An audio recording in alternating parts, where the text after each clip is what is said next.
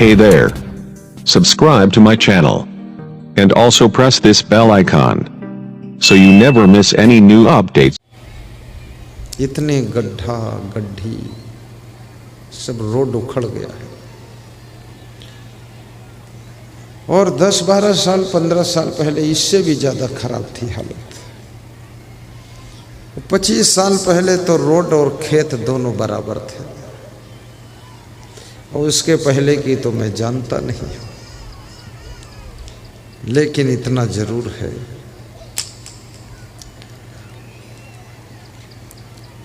मित्रता करना तो मित्र से सहयोग भी कभी कभी लेना, और अगर सहयोग नहीं देता है तुम्हारा मित्र तो धीरे धीरे उससे दूरी बना लेना, क्योंकि ये स्वार्थी है। और सहयोग को धर्मशास्त्रों में बहुत बड़ा पुण्य और धर्म कहा गया।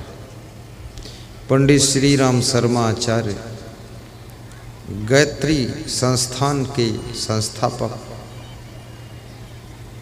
उन्होंने कहा है कि सहयोग करना श्रेष्ठ धर्म है। आज इतना बड़ा प्रोग्राम हो रहा है, इसमें कम से कम 200 लोग तो शारीरिक सहयोग कर रहे हैं। 200 लोग। मैं आज भंडार घर में गया था तो सभी नवयुवक परोस रहे थे चावल दाल और सब्जी, और एक और पापड़ था कुछ। बाल्टियों में दाल ले ले करके दौड़ रहे थे, एकदम अलर्ट और छलांग लगा रहे थे।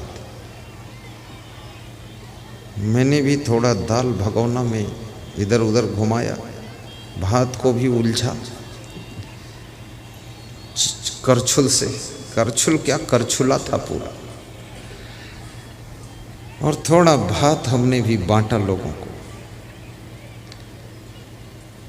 और जो पंगत को मैंने देखा, ऐसे चाव भाव से लोग खा रहे थे।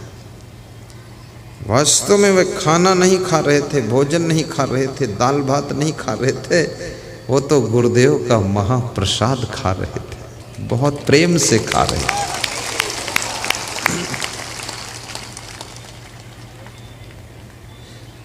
और खा रहे थे, उसी बीच में अचानक हम पहुंचे तो मुझे देखा तो थोड़ा संकोच भी लगा उनको, लेकिन फिर वो मुस्कराए कि गुरु अच्छा है, कम से कम हमारा ख्याल रखता है, देखने आया है क्या खा रहे। महाप्रसाद था। श्री ओम प्रकाश मेहता ने कहा कि आज लास्ट है गुरुदेव, थोड़ा भंडार में कृपा दृष्टि हो जाए। भंडारा बनाने वाले सब मुस्करा रहे थे, किसी के चेहरे पर सिकन नहीं थी, सलवट नहीं थी माथे पर, सबके मुखमंडल पर मधुर मुस्कान थी। और सबसे मिल करके मुझे खुशी हुई, वीडियो शूटिंग भी करवाया। मैं धन्यवाद देता हूँ इस भंडारा में जिनका जिनका चावल दाल और सब्जी प्रयोग हुआ है, उनके घर में कभी अन्न की कमी ना हो, और जिनके हाथों से सेवा हुई है उनके हाथ हमेशा मजबूत रहे, शरीर स्वस्थ रहे, और जिन्होंने महाप्रसाद पाया है उनके घर का भोजन भी गुरुदेव का प्रसाद ही बने, और उसको भी प्रसाद समझकर रोज ग्रहण करें। आपका घर मंदिर है, घर में गुरुदेव की तस्वीर लगाइए, भोजन खाते समय भी दर्शन कीजिए, सोने से पहले दर्शन कीजिए, बेडरूम में भी गुरुदेव का चित्र लगाइए, ड्राइंग रूम में गुरुदेव का चित्र लगाइए। जब कोई अतिथि आए और पूछेगा कि ये चित्र किसका है, तब उसको गुरुदेव के बारे में बताइए। रसगुल्ले के बारे में चर्चा करते करते भी मुंह में लार आ जाती है, मिठास का एहसास होता है। गुरुदेव की चर्चा करते करते भी उनकी याद आ जाती है और उनकी याद करके याद रखना, उनके चरणों का आशीर्वाद भी मिलने लग जाता है। इसलिए गुरु के गुणों का बखान भी किया करो। आज एक सज्जन मेरे पास आए और कह रहे थे सुबह सुबह कि चरणामृत आपका 2 दिन पिया हूँ, दाढ़ में दर्द बहुत था, ठीक हो गया। तो हमने कहा ये तो बहुत बड़ा चमत्कार हो गया है, चरणामृत का पान भी कीजिए। और गुरुदेव के हाथ से कोई प्रसाद मिले कभी जबरदस्ती मत लेना, भीड़ मत करना, स्वाभाविक मिल जाए। उस प्रसाद को अकेले मत खाना, अपने बच्चों को जरूर खिला देना। उस प्रसाद के प्रभाव से बच्चों के संस्कार बदल जाएंगे। प्रसाद का बहुत बड़ा असर होता है। चित्र तो कागज पर होता है, लेकिन वो चित्र आपके चरित्र को भी प्रभावित करता है। विद्या मित्रम प्रवासेश, विदेश में तुम्हारा मित्र यदि कोई है तो विद्या है। भार्या मित्रम गृहेषु च, और घर में तुम्हारा कोई दोस्त है गृहस्थ आश्रम में तो पत्नी तुम्हारा मित्र है। पत्नी को चाणक्य ने मित्र का स्थान दिया है। इसलिए जितनी यहाँ महिलाएं बैठी हैं, केवल अपने को पत्नी ही मत मानना। जब पति तुम्हारा संकट में हो तो मित्र का रोल दिखाना और पति के कंधे में कंधा मिलाकर पति का साहस बढ़ाना और कहना कि हम साथ हैं, तुम चिंता मत करो, जो भी होगा हम सब सहयोग करेंगे।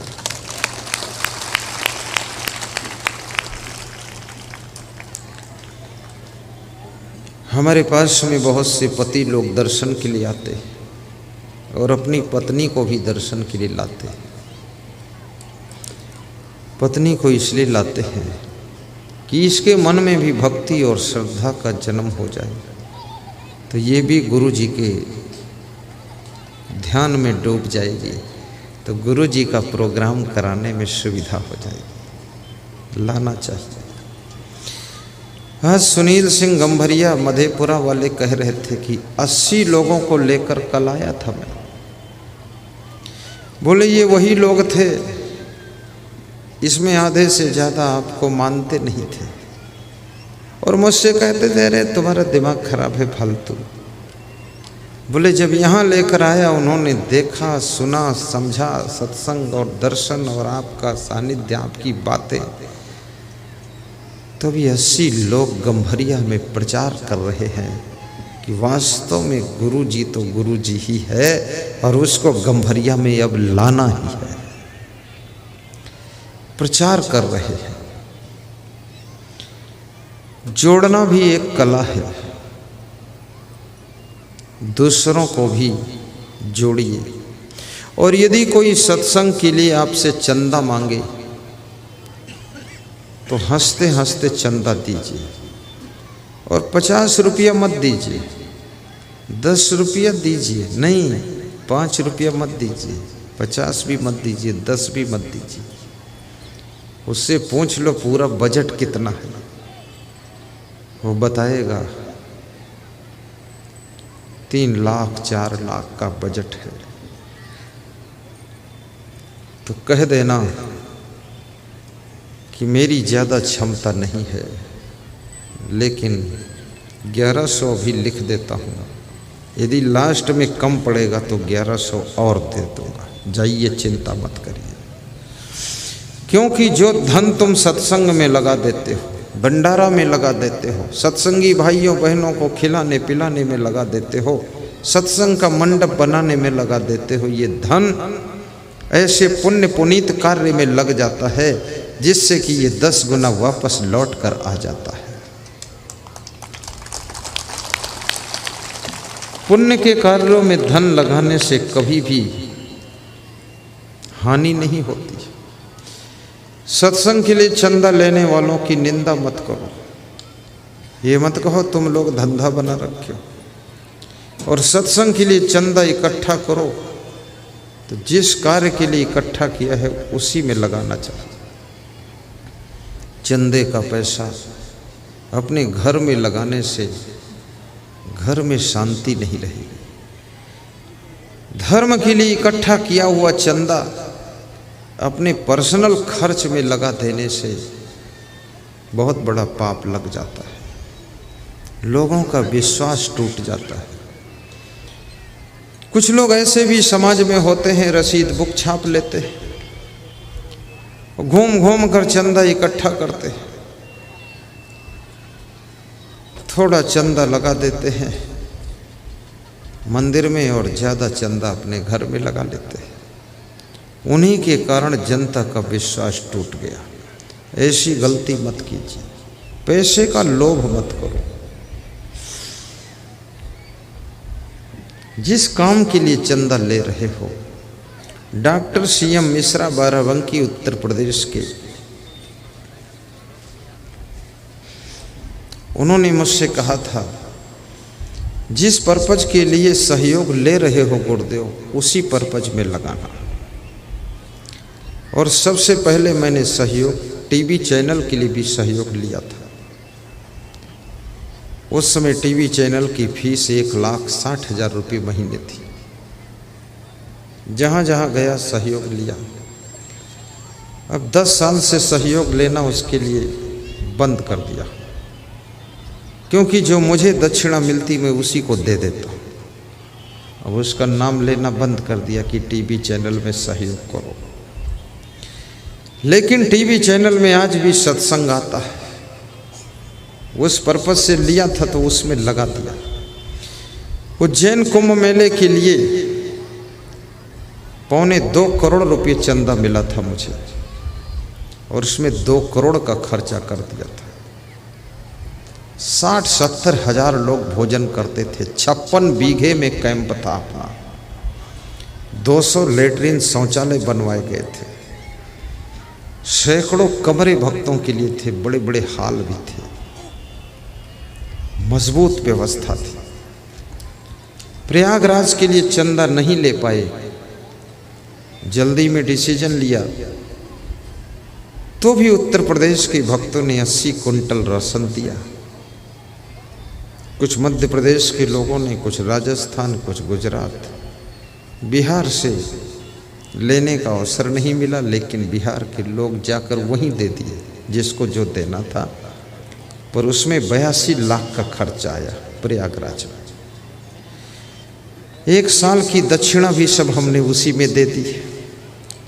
जो तुम मुझको दान देते हो ना, मैं कुंभ मेलों के भंडारों में सब खर्च कर देता हूँ। आश्रम पर लूली लंगड़ी बूढ़ी कमजोर गायों की गौशाला है, उसमें दे देता हूँ। और हमारे किसी भी आश्रम पर कोई भक्त आते हैं, 4 आश्रम है, तो वहाँ भक्तों को निःशुल्क भोजन भंडारा, निःशुल्क बिस्तर, और स्टेशन भी छोड़वा देते हैं निःशुल्क। उसकी जो श्रद्धा हो दान करे या न करे, लेकिन जो भक्त हमारी शरण में आया है उसको हम बहुत धन्यवाद देते हैं। और याद रखना,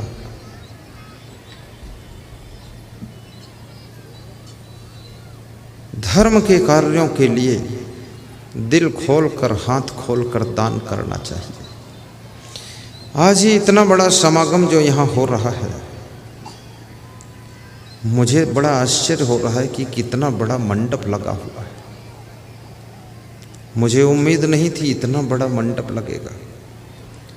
हमारे मंडप के ठेकेदार भी, उनके भी होश उड़ गए कि बिहार में सावधान रहना पड़ेगा। और यदि ये कोरोना का लफड़ा न होता तो मुझे लगता है पूरे हिंदुस्तान में ये तोनहा का कार्यक्रम 1 नंबर पर चला जाता है।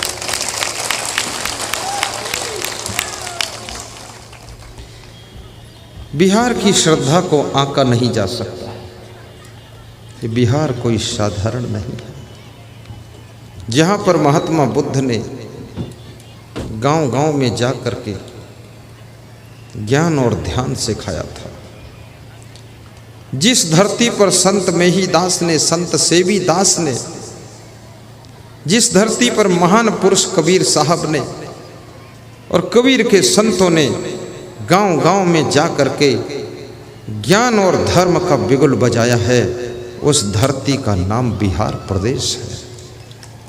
यहाँ बहुत साधु संतों की कृपा रही है और जितने साधु संत जेल में हैं, पहली बात वो साधु थे ही नहीं, वे साधु नहीं थे।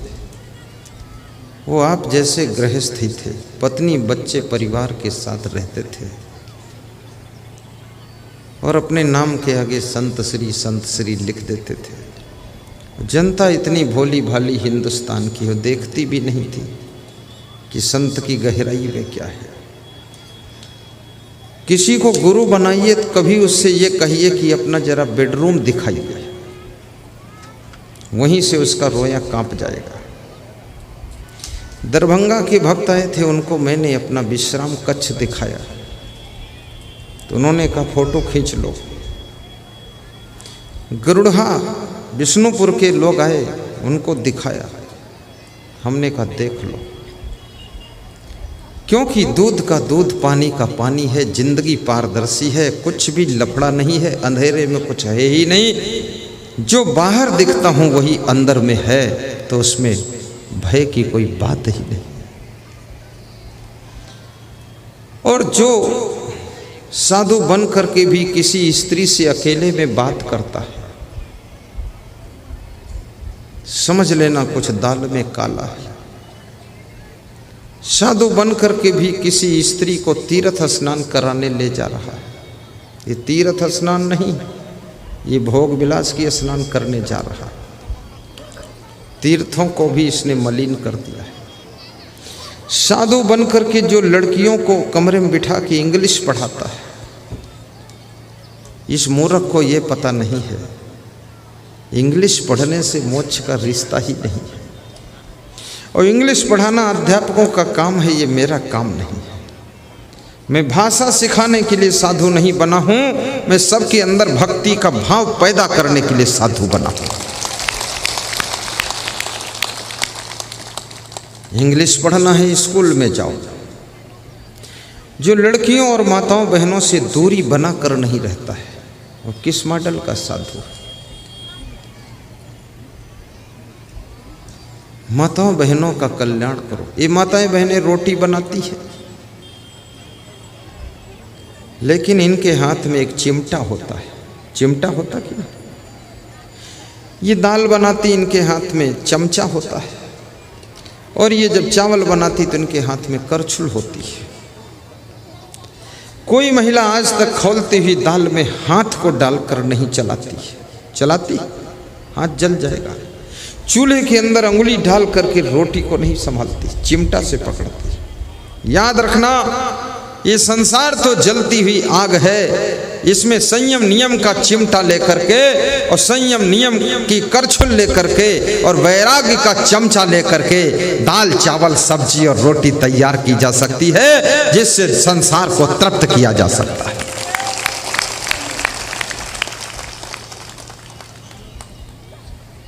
मैं माताओं बहनों का बहुत आदर करता हूँ, क्योंकि मेरा जन्म भी तो किसी माता से हुआ है। लेकिन माताओं बहनों से मेरा पुरुष का शरीर है, मैं मर्यादा से रहता हूँ। जिस घर में माताएं बहनें रहती हों वहाँ मैं सोना नहीं चाहता हूँ। यदि मैं सोऊंगा तो उनको दूसरे घर में जाना पड़ेगा, ये भी नियम है मेरे। इसलिए मैं स्कूल में रह लेता हूँ, पंचायत घर में रह लेता हूँ। क्योंकि न रहे बांस न बजे बांसुरी वाली कहावत को चरितार्थ करो। और जो साधु भोग विलास से नहीं बच सकता है, जो साधु राग रंग से नहीं बच सकता है, वो साधु किसी भी नर नारी का कल्याण नहीं कर सकता है। याद रखना, सबका कल्याण वही कर सकता है जो अपने आप को भी माया मोह से बचा कर रख सकता है, वही सबके उद्धार का रास्ता खोल सकता है। साधु महात्मा को कोई नशा व्यसन भी नहीं करना चाहिए। तो क्या गृहस्थों को नशा व्यसन करना चाहिए? आपको भी नहीं करना चाहिए। और गृहस्थों को भी नियम संयम रखना चाहिए। अपनी पत्नी को पत्नी मानो, अपने पति को पति मानो। बाकी नारियों में माँ बहन बेटी का दर्शन करो, बाकी पुरुषों में पिता पुत्र और भाई का दर्शन करो। गृहस्थ आश्रम के लिए भी बहुत बड़ा नियम है कि दूसरे की स्त्रियों को देख करके ललचाओ मत, दूसरे के पुरुषों को देख करके मन को भटकाओ मत। यही तो गृहस्थ आश्रम का सबसे बड़ा व्रत है। और इस मन को कितना ही चंचल बनाओ। राजा दशरथ ने 3 रानियां लाकर रखी, तब भी मन संतुष्ट तो नहीं हुआ। राजा भर्तृहरि के 3 रानियां थी, मन संतुष्ट नहीं हुआ। भगवान कृष्ण के 16,108 रानियां थी, तो क्या मन संतुष्ट हो गया? ये मन संतुष्ट नहीं होता है। ये मन विवेक और वैराग्य और ज्ञान से संतुष्ट होता है। ईमन चंचल ईमन चोर ईमन शुद्ध ठगहार, मन मन करते सुर नर मुनि जहड़े मन के लक्ष्य द्वार। आरती का दर्शन प्रारंभ हो चुका है, दर्शन करते रहिए। और यदृच्छा लाभ संतुष्टो द्वंद्वती तो विमत्सर। मन के अंदर यदि विवेक पैदा हो गया है और वैराग्य पैदा हो गया, तो आप अपने मन को जितना है उसी में संतुष्ट कर सकते हो। और जिसके पास में मन को संतुष्ट करने की कला है,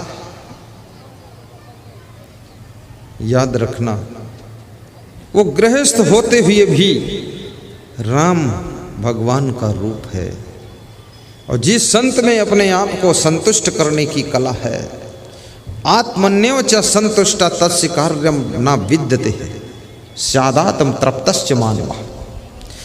प्रजहात यदा कामान सर्वान्न पार्थ मनोगतान आत्मनियो आत्मनः तुष्टा स्थित प्रज्ञा तदा उच्यते। श्री कृष्ण कहते हैं, जो अपनी आत्मा से अपनी आत्मा में ही संतुष्ट रहता है, वह व्यक्ति स्थित प्रज्ञ होता है और वो मोक्ष के लिए योग्य होता है। कबीर साहब ने कहा है, गोधन गजधन बाजधन और रतन धन खान, जब यावे संतोष धन सब धन धूरि समा। और ये संसार के भोग विलास में भी कुछ है नहीं। ये क्षण भंगुर इंद्रियां, ये नाशवान भोग शरीर के कमजोर होते ही संसार को तुम देखना नहीं चाहते। एक सज्जन बीमार थे, तो मैंने उनसे कहा कि आश्रम देखो, अच्छा लगा? तो ऐसे करते हैं हाथ जोड़कर। तो हमने कहा क्या बात है? बोले दर्द हो रही है। तो हमने कहा आंखें तो खोलो। बोले आंखें खुल ही नहीं रही है। 10 दिन बाद खबर मिली कि उनकी मृत्यु हो गई। जब शरीर में कोई पीड़ा होती है तो बाग बगीचे फुलवारी भी आपको अच्छी नहीं लगती है।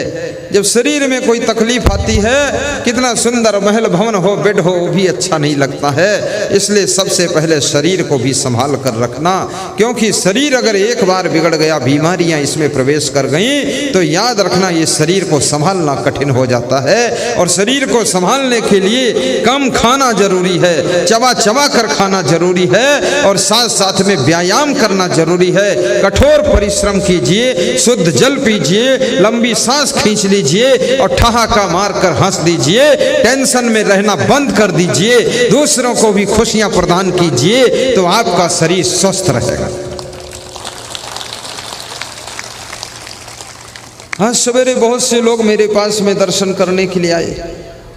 दर्शन अगर अच्छा लगा like share comment and subscribe जरूर करें। जय हिंद, जय भारत।